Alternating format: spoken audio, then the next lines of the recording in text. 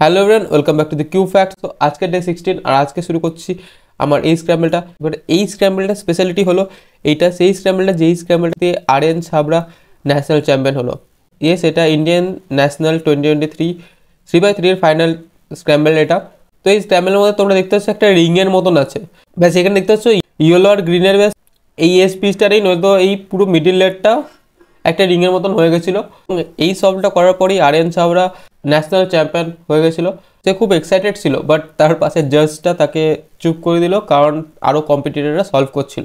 তো চলো দেখি এটা কীভাবে সলভ করবো। এই সলভটা হয়তো আরিয়ান ছাবড়া 4 সেকেন্ডে সলভ করতে হতো যদি আমি যেভাবে দেখাচ্ছি সেইভাবে করে। তো এখানে দেখতে পাচ্ছি আমার হোয়াইটের দুটো এজ আছে, এখানে আমার অরেঞ্জের একটা এজ আছে, এখানে রেড হোয়াইটের একটা এজ আছে। ওকে, এবার তোমরা বলো, তোমরা কি এখানে দুটো পেয়ার খুঁজে পেয়ে গেছো? আমি তো এখানে 3টে পেয়ার খুঁজে পেয়ে গেছি।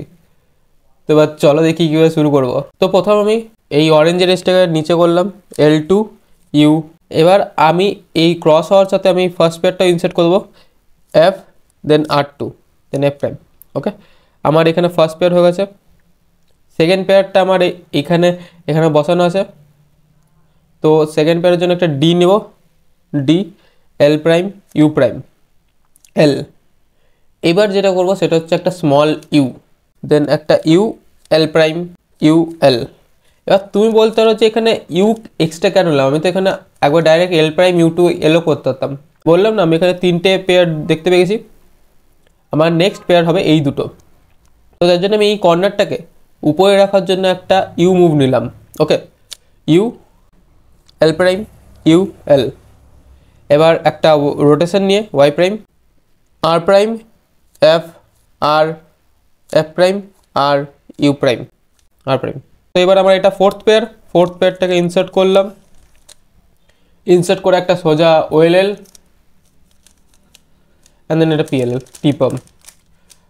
আমি বুঝতে পারছি না কেন আরএন ছাবড়া লাস্টে একটা এ পাম্প নিল, কীভাবে নিল। তো এটা প্রুভ করছে আমি আরএন ছাবড়ার চেয়ে বেস্ট। खाने को चने नहीं पिछवाड़ा मांगे जायफल, तनख्वाह 550, कंधे पे टांगे राइफल। জাস্ট কিডিং, আমি এখনও অনেক কিছু শেখার বাকি আছে আমার, এবং শিখছি আরিয়ান ছাবড়ার কাছ থেকে। তো এই সলভটা করতে আরিয়ান ছাবড়া লেগেছিল 6.3 সেকেন্ড। আমি কি ন্যাশনাল চ্যাম্পিয়নকে টপকাতে পারবো? চলো দেখি। তো আজকে যদি আমি এই স্ক্র্যামেল 6.3 আগে সলভ করি, তাহলে কি আমি ন্যাশনাল চ্যাম্পিয়ন হবো? কে রে তুই? চিনিস আমাকে?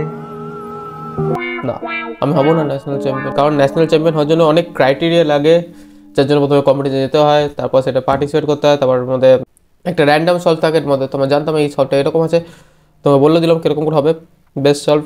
বাট কম্পিটিশনের মধ্যে যে চাপের মধ্যে আরিয়ান ছাবড়া 6.3 করেছে না, ইনব্রেকেবল।